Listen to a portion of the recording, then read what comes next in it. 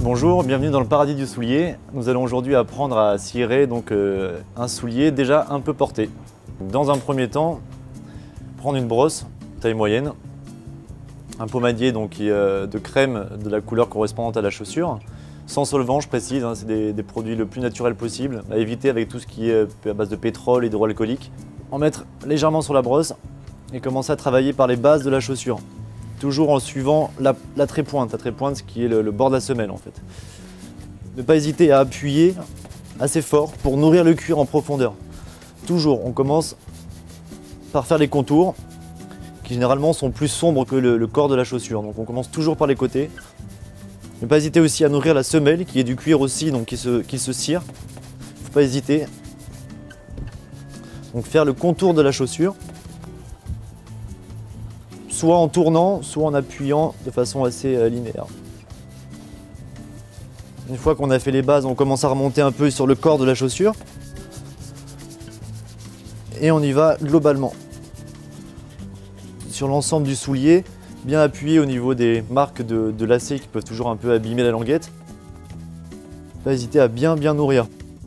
Ne pas avoir peur du côté mat, c'est normal, la crème avant d'avoir son effet brillant va toujours avoir un côté mat. Ne pas hésiter à le faire dans les deux sens, comme un système de croix en fait, dans un sens puis dans l'autre.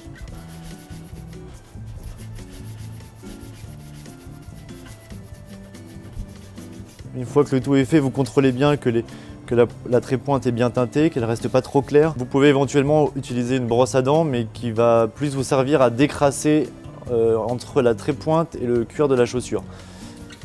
Ne pas utiliser un chiffon parce que la brosse permet de pénétrer le cuir plus en profondeur, alors que le chiffon fera simplement que sublimer le produit, mais sans vraiment pénétrer à l'intérieur. Et on laisse reposer quelques minutes. Donc après avoir laissé reposer votre soulier une bonne dizaine de minutes, l'idéal c'est d'utiliser une brosse de chèvre qui a un poil assez dense et très souple. Et donc ne pas hésiter à brosser votre soulier dans les deux sens, toujours pareil, en croix.